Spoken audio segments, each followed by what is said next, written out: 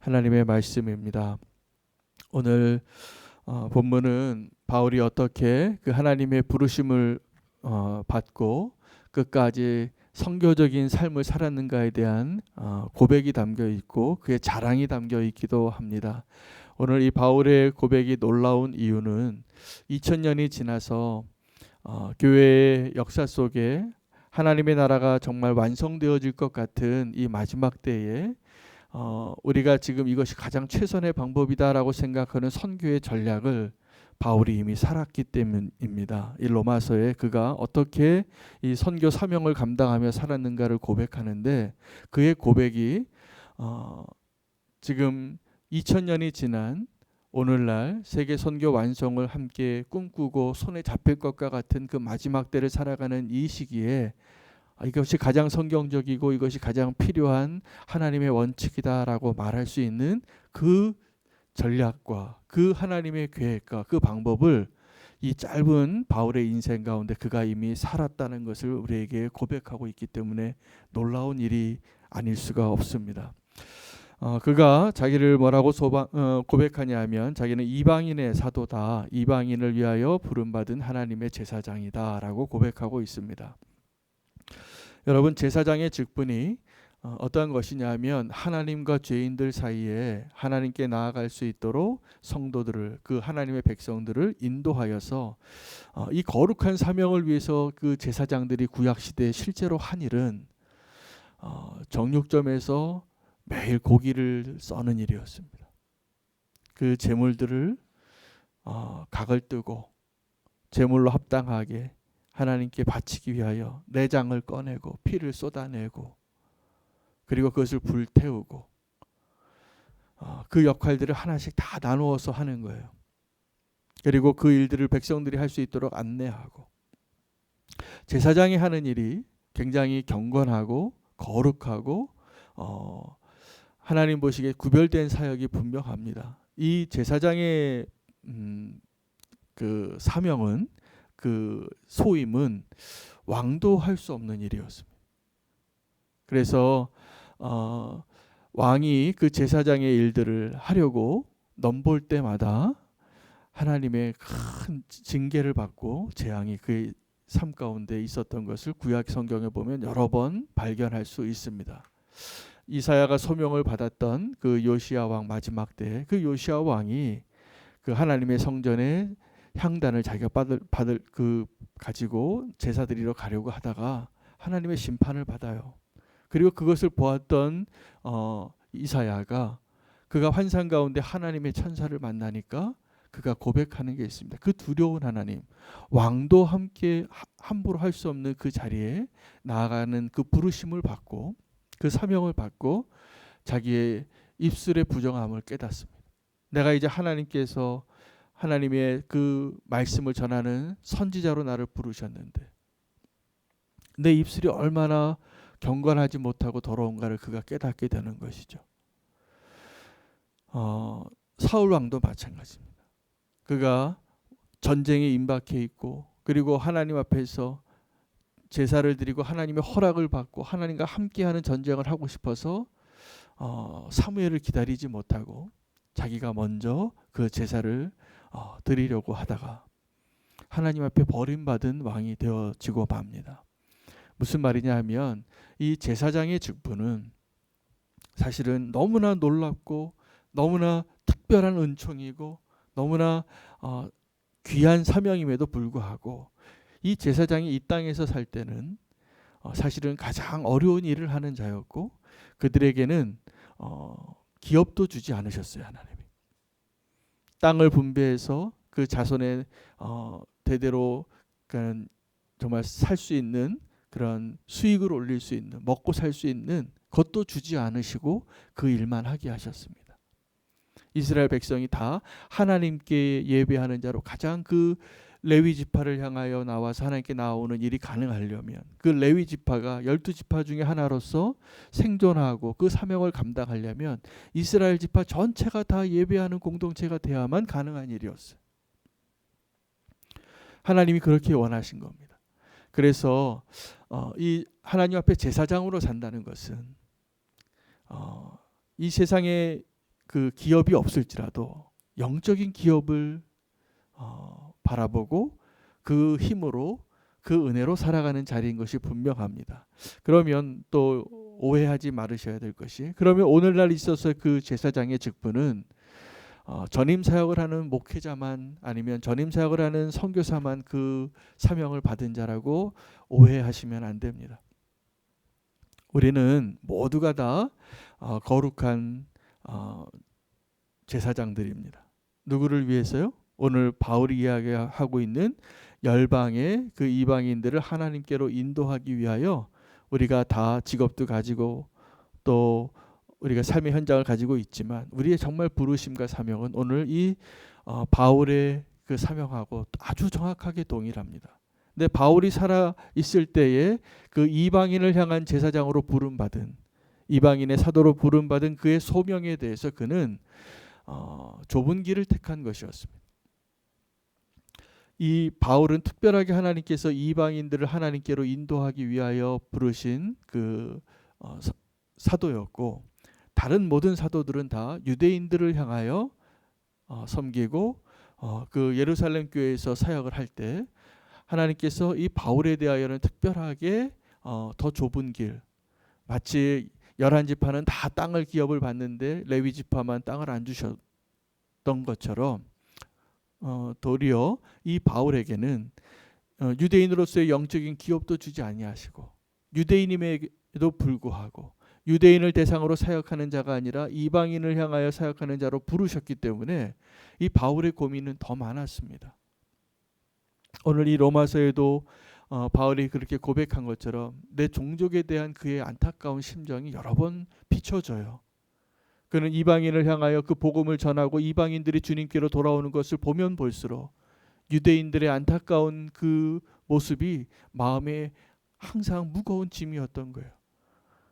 그는 이방인의 사도로서 이방인들에게 복음을 전하고 그들이 주님께로 돌아오는, 그래서 그 충만한 수가 채워질 때까지 이방인들을 향하여 열심히 최선을 다하여 달려갈 때 그의 마음 한편에는 유대인에 대한 안타까운 마음이 있었고, 또 그가 이방인을 향하여 복음을 전하면 전할수록 유대인들은 바울을 죽이고 싶어 했습니다. 바울을 대적했고, 바울에게 당신이 이런 일들을 할 수 있는 그 근거가 무엇이냐 날마다 바울에게 물었습니다. 그래서 바울이 복음서에 자기의 서신에 여러 번 그 고백을 해요.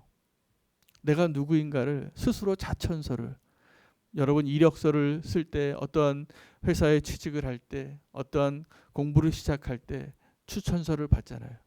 그럼 추천서는 어떤 거냐면 내가 어떠한 사람인지를 내가 내 이력서를 쓰는 것이 아니라 누군가가 나에게 내가 어떠한 사람인가를 신뢰할 수 있도록 추천해주는 편지가 필요한 거죠.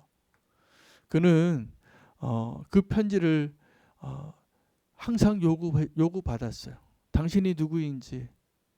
그래서 바울은 이렇게 고백합니다. 내가 사람으로부터 보냄받고 세워진 자가 아니라 하나님으로부터 부름받고 세움받은 사도다. 나도 사도다. 그가 하는 일은 분명히 사도의 사명이 맞고 다른 사도들보다 훨씬 더 많은 대상으로 더 많은 지역에서 정말 최선을 다하여 사역을 했지만 그를 끊임없이 괴롭히는 것이 뭐냐면 당신 졸업장이 있냐는 거예요. 당신이 지금 목사 안수 받은 증명서 있냐는 거예요. 그가 그래서 자기를 항상 그것을 변호했어요. 자기 스스로 나는 하나님이 나를 부르셨다. 예수님이 나를 그렇게 담의 식상에서 나를 부르셔서 나를 이방인의 사도로 그렇게 나를 부르셨기 때문에 지금 이 일을 하고 있다. 무슨 말씀을 드리는 거냐 하면 그가 정말 쉽지 않은 길을 갔다는 것입니다. 그가 그 로마 교회 성도들에게 이렇게 이야기합니다. 로마 교회의 이 로마서를 편지를 수신하는 사람들이 어떠한 사람들이었는지를 조금 우리가 엿볼 수 있는 근거가 오늘 14절 말씀에 있습니다. 14절 말씀 한번 같이 보시겠습니다. 함께 읽을까요? 네, 형제들아, 너희가 스스로 선함이 가득하고 모든 지식이 차서 능히 서로 권하는 자임을 나도 확신하노라. 이 로마 교인들은 지금 바울이 이렇게 거의 완성도 높은 그 구원의 서신서죠. 우리가 구원받기 위하여 가장 구원에 대한 논증을 수준 높게 그리고 완벽하게 증명한 이 편지를 쓰게 된 이유가 로마 교회 성도들이 수준이 높은 사람들이었어요. 그들의 선함과 그들의 지혜가 능히 차서 스스로 권하고 소문이 나고 이미 하나님의 구원을 이루어 드리는 아름다운 교회로 서 있는 자들에게 더 온전하게 믿음으로 서고 흔들리지 아니하고 구원받은 자로서 살 수 있도록 바울이 정리해 준 거예요. 그래서 이 로마서는 너무나 정말 탁월하고 온전하게 세대가 지나면 지날수록 교회의 역사 속에서 교회가 세속화되어지고 부패해지고 어려움을 겪을 때마다 이 본문에서 개혁이 일어나는 거예요. 깊이 하나님의 말씀을 다시 한번 돌이켜보니까 정말 본질로 돌아가는 정말 깊은 보화와 같은 그래서 성경도 다 모든 성경이 하나님의 은혜로 성령의 감동으로 쓰여진 것이지만 이 로마서는 더 특별히 하나님의 놀라운 은총 가운데 쓰여진 것이 맞습니다. 그렇게 쓰임 받았습니다. 하나님의 사람들이 이곳에서 다시 한번 교회를 새롭게 하고 다시 한번 부르심을 확인하고 다시 한번 하나님을 향하여 전력할 수 있는 그 놀라운 은총을 발견한 서신이 바로 이 로마서입니다. 오늘 우리에게도 그러한 은총이 있기를 원합니다. 우리가 무엇을 위해서 살아야 하는지, 내가 어디로 가야 하는지, 내가 어떻게 살아야 하는지 고민이 될 때 이 로마서에서 해답을 찾을 수 있을 거라 저는 확신합니다. 우리 삶에 여러 가지 고민이 있지만 오늘 이 바울이 어떠한 길을 갔는가를 한 번 더 확인할 수 있으면 좋겠습니다. 바울이 그렇게 수준 높은 성도였던 로마 성도들에게 자기의 사명이죠. 소명, 부르심이 이방인을 향한 복음의 제사장이었다는 것을 말하는 것과 동시에 자기의 자랑을 이야기해요. 어떤 자랑이냐 하면 내가 예루살렘에서 일루리곤까지 복음을 편만하게 전하였다라고 말하고 있습니다. 여러분 그 19절 20절 말씀은 한번 같이 읽을 필요가 있습니다. 이것이 지금 바울이 자기의 자랑과 자기의 야망에 대해서 이야기하고 있어요. 자기의 목표에 대해서 한번 함께 읽도록 하겠습니다. 19절 20절입니다. 시작. 표적과 기사의 능력으로 성령의 능력으로 이루어졌으며 그리하여 내가 예루살렘으로부터 두루 행하여 일루리곤까지 그리스도의 복음을 편만하게 전하였노라. 또 내가 그리스도의 이름을 부르는 곳에는 복음을 전하지 않기로 힘썼노니 이는 남의 터 위에 건축하지 아니하려 함이라. 바울이 이방인의 사도로 부름 받았기 때문에 이것이 가능했습니다.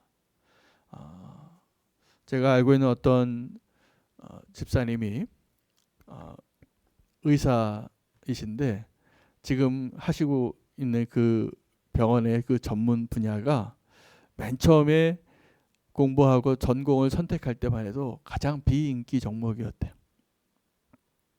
그런데 요즘은 그 종목이 모든 병원에서 다 필요로 하는 종목이 돼서 오라는 데가 많다라는. 그래서 너무나 감사하다고. 내가 공부를 했을 때는 그 전공을 택할 때는 좀 다른 사람한테 양보하느라고 손해 보느라고 그것을 선택을 하셨더래요. 그런데 나중에 이제 나이가 드셔서 은퇴하실 나이가 다 되셨는데 지금 오라는 데가 너무 많아서 감사하다고. 그런 이야기를 하시는 이야기를 듣고 하나님께 영광을 돌리시는 고백을 제가 들었어요. 여러분 무슨 말씀을 드리고 싶냐면 바울이 그런 겁니다. 지금 바울이 가장 비인기 종목 전공을 선택했어요. 그런데 나중에 결과를 보니까 거기 하나님의 은혜가 있었던 거예요. 그래서 바울은 정말 어느 정도냐 하면 이 기독교라는 우리 개신교 또 캐톨릭을 포함해서 그리스도를 따르는 이 기독교를 형성하는데 가장 핵심적인 이론을 제공하고 또 그의 평생에 그러한 삶을 살아내고 그러한 교회를 세우는데 이바지했던 가장 핵심적인 인물이에요. 정말 예수의 추종자로서 기독교를 창설한 자와 같은 그러한 삶을 살았습니다. 근데 그가 그런 삶을 살 수 있게 된 이유가 오늘 이 19절 20절에 그의 고백에 담겨져 있습니다. 그가 예루살렘에서 두루 행하여 일루리곤까지 편만하게 복음을 전하였다. 이 표현이 어떻게 조금 더 들여다보면 땅끝까지 복음을 전했다는 거예요. 땅끝까지 복음을 전하는데 편만하게 전하였노라. 이게 뭐냐 하면 요즘 잘 안 쓰는 표현이죠. 우리 번역은 이렇게 성경에는 해석이 되어 있지만 편만하게라는 뜻은 가득 채웠다라는 뜻이에요. 그냥 예수 믿으세요 하고 스피커폰 들고 거리에서 그 전도지 나눠주고 지나간 게 아니라 이 복음에 대한 확실한 내용을 그가 예루살렘에서 일루리곤까지 편만하게 그 잔을 채울 정도로 복음을 다 전했다는 거예요. 무슨 말이냐면 복음을 완성하는 일을 하면서 그 많은 사역을 감당했다는 것입니다.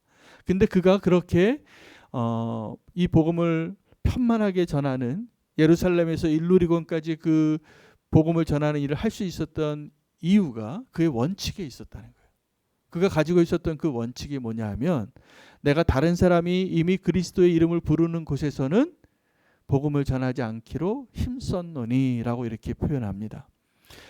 여기서 힘썼노니라고 표현한 이 표현은 영어 성경을 보면 내가 하나의 야망을 가지고 있다라고 표현을 해요. 그게 힘썼노니라는 표현이에요. 그러니까 바울의 거룩한 야망이 있었어요. 여러분 사람들의 야망은 뭐냐면 초등학교 때는 대통령 되는 것이고 좀 지나면 사장 되는 거예요. 이게 야망이에요. 나의 목표예요. 내가 오를 수 있는 그 높은 가장 그 자리에 오를 수 있는 것이 우리의 야망이었어요. 그런데 바울은 어떤 야망을 가지고 있었냐 하면 원칙이죠. 이미 예수 그리스도의 이름을 부르는 곳에서는 내가 복음을 전하지 않기로 그 야망을 가지고 그 원칙을 가지고 있었기 때문에 그가 예루살렘에서 일루리곤까지 복음을 편만하게 전하는 그 일들이 가능한 자가 되었다는 사실입니다. 여러분 바울은 이 원칙을 가지고 이 로마서는 언제 어디서 쓰여졌냐면 바울의 2차 전도 여행 때 고린도에서 썼습니다. 2차 전도 여행할 때쯤에 벌써 그는 예루살렘에서 일루리곤까지 편만하게 복음을 전하고 위대한 업적과 그 성과를 거둘 수 있었다는 사실입니다. 여러분에게 그 거룩한 야망이 있기를 원합니다. 여러분에게 그 거룩한 기준이 생기기를 원합니다. 그랬을 때 하나님께서 우리를 이방인의 사도로 부를지라도 좀 비인기 종목에 좀 변두리로 향하는 것 같이 보일지라도 사실은 그 발걸음을 통하여서 이 세상에 비교할 수 없는 놀라운 면류관을 허락해 주실 것이라 믿으셔도 좋습니다. 그런데 더 놀라운 것은요. 이 2000년 전에 바울이 그렇게 이미 살아냈던 자기의 그 조그만 원칙이죠. 기준이고 확신이고. 그래서 그렇게 살아내고 그가 어떠한 방식으로 살았다고 고백하냐면 말과 행위로 표적과 기적으로 그리고 성령의 능력으로 행했어요. 그가 자기를 자랑한 것이 아니라 나를 통하여 역사하신 하나님의 능력만을 자랑한다라고 고백하면서 이 고백을 하는 거예요. 가끔 훌륭한 목사님들을 만나면 그렇게 많은 존경을 받고 그렇게 하나님이 기뻐하시는 사역을 하신 비결을 이야기해 주실 때가 있고 그걸 들을 때가 있어요. 저는 그것이 너무나 큰 축복이라고 생각해요. 그 고백을 들을 수 있는 것이. 그런데 제가 알고 있었던 참 저의 멘토 같은 목사님들이 그러한 존경받고 그렇게 훌륭한 목회를 할 수 있었던 이유에는 아주 이런 바울의 고백과 같은 나름대로 하나의 기준들이 있으시더라고요. 근데 바울은 오늘 이 기준이 2000년이 지나서 선교의 지금 우리가 이 선교의 사명을 완성하기 위하여 가장 최근에 업데이트된 선교 전략이라고 말하는 것을 그가 이미 살아내고 있었다는 사실입니다. 저는 선교사로 부름을 받아서 한 25년 전쯤에 선교사가 됐었습니다. 그때 제가 선교를 배울 때 선교 이론이 어떤 이론이 있었냐면 하베스트 시오리가 있었어요. 복음을 전할 때 어디에 가서 복음을 전하는 게 가장 효과적인가? 그러면 선교에 관한 책들이 어떤 내용을 소개하고 있었냐면 복음을 전할 때 가장 많이 추수할 수 있는 곳으로 선교를 해야 된다는 겁니다. 그럼 어디로 가야 될까요? 복음의 문이 열려 있고 사역을 할 때 많이 추수할 수 있는 곳에 가서 복음을 전하는 것이 하나님의 나라의 확장에 가장 효과적인 방법이었다고 생각을 했었습니다. 그런데 요즘은 어떻게 하는 것이 가장 효과적이고 가장 필요한 선교의 전략이라고 생각하냐 하면 프론티어 미션이에요.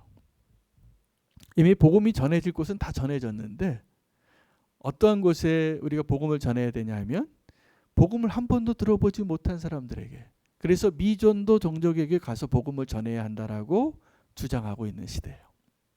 자, 그러면 이러한 이론은 하나님의 선교의 사역을 완성하려고 하는 사람만 가질 수 있는 생각이에요. 추수 이론은, 하베스트 시오리는 지금 추수할 곳이 많은 곳에 가서 그물을 던지고 추수를 해야 된다라는 이론이고, 이 하나님의 나라의 확장에 있어서 정말 얼마 남지 않은, 그래서 이것만 하면 완성이 되어질 거라고 생각하는 사람들은 어떤 원칙을 가지고 선교 사역을 해야 되냐 하면 이 프론티어 미션과 같은 생각을 하셔야 돼요. 그런데 놀랍게 바울은 초대교회의 사도로서 그 짧은 인생 가운데 그가 그 하나님의 관점을 가지고 그의 평생을 그렇게 살아냈다는 사실이에요. 이 로마서를 쓸 때 그는 벌써 예루살렘에서 일루리곤까지 복음을 편만하게 복음을 전했다라고 자신 있게 얘기할 수 있고, 나에게 한 가지 거룩한 야망이 있는데 개척 선교하는 자라고. 그래서 여러분, 목회자하고 선교사의 차이가 이 개척자라는 차이에 있습니다. 선교사는 아직 복음을 듣지 못한 자들에게 복음을 전하는 일을 하는 사람들이 선교사고요. 목회자는 복음을 이미 알고 있는 사람들에게 그 사명을, 그 교회를 세워서 하나님의 나라를 완성하기 위하여 양육하는 곳이 교회예요.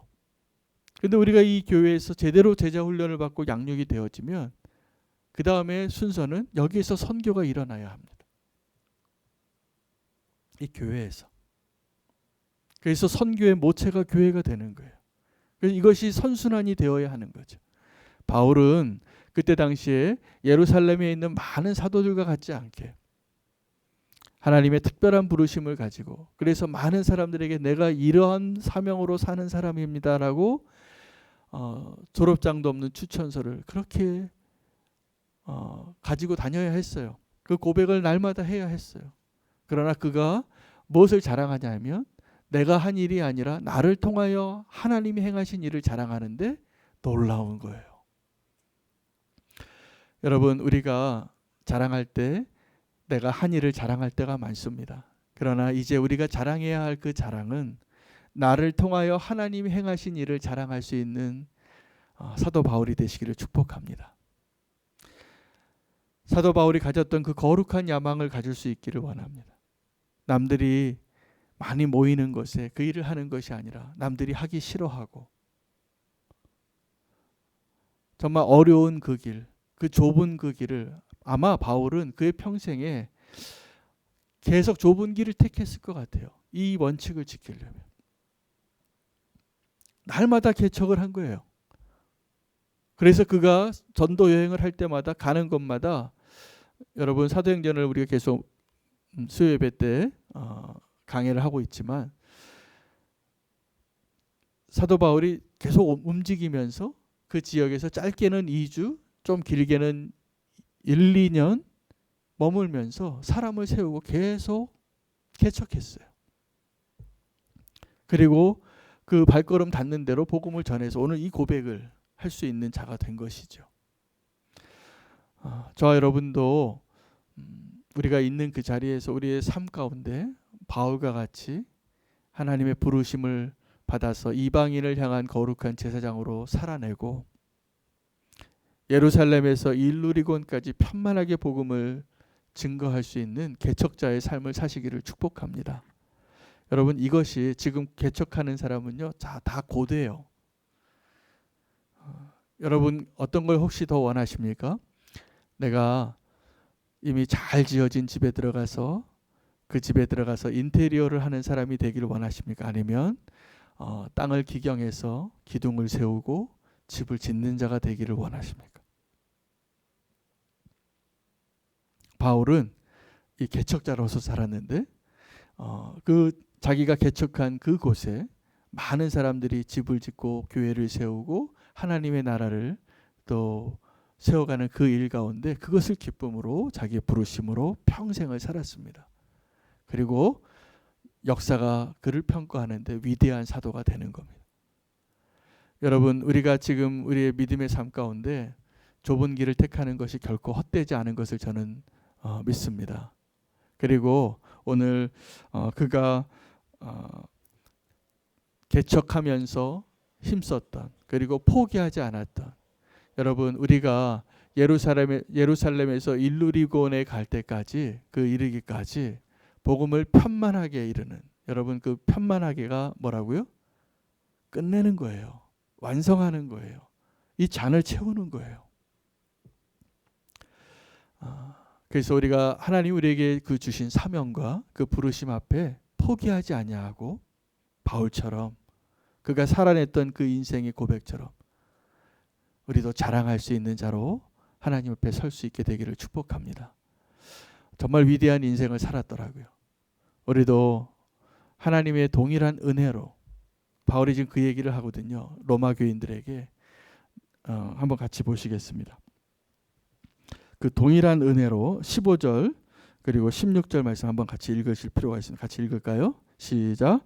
그러나 내가 너희로 다시 생각나게 하려고 하나님께서 내게 주신 은혜로 말미암아 더욱 담대히 대략 너희에게 썼노니 이 은혜는 곧 나로 이방인을 위하여 그리스도 예수의 일꾼이 되어 하나님의 복음의 제사장 직분을 하게 하사 이방인을 제물로 드리는 것이 성령 안에서 거룩하게 되어 받으실 만하게 하려 하심이라. 이렇게 얘기합니다. 바울이 로마 교인들에게 너희로 다시 생각나게 하려고 이미 알고 있는 것을 한번 복습해주는 차원에서 로마서를 썼다는 거예요. 그리고 내게 주신 은혜로 말미암아 더욱 담대하게 간략하게 썼대요. 이 로마서 이렇게 어려운 본문이 이게 간략하게 쓴 거예요. 그리고 그 동일한 은혜로 나로 말미암아 내가 이방인을 위하여 그리스도 예수의 일꾼이 되어 하나님 나라의 복음의 제사장의 직분을 감당하게 하사 이방인을 제물로 드리는 것이 성령 안에서 거룩하게 되어 받으실 만하게 하려 하심이라. 자기의 이 사명을 감당할 수 있었던 그 은혜가 지금 너희 가운데 역사하셨던 그 하나님의 은혜와 지금 내 인생 가운데 하나님 일하셨던 그 은혜가 동일한 은혜라는 것을 고백하면서 자기의 삶을 이 로마서 뒷부분에 고백하는 거예요. 오늘 이 바울의 자랑이 없었다면 그의 삶에 그 놀라운 은혜가 무엇인지 우리 다 헤아리지 못했을 것입니다. 우리도 이렇게 주님 앞에 끝까지 최선을 다하여 포기하지 아니하고 개척하며 좁은 길을 택하고 끝까지 충성하여 주님 안에서 나의 자랑이 아니라 나를 통하여 역사하신 하나님의 능력만을 자랑할 수 있는 이 시대에 또 한 명의 사도 바울이 되시기를 축복합니다. 오늘 우리가 그렇게 살기로 결단하며 기도했으면 좋겠습니다. 저는 우리가 기도할 때 우리의 기도의 제목은 우리가 좁은 길을 택할 수 있고 하나님 우리에게 주신 그 사명을 끝까지 포기하지 아니하고 편만하게 그 사명을 감당하는 자가 되게 해달라고 주의 이름 부르고 말씀을 붙잡으시고 기도하시겠습니다. 주여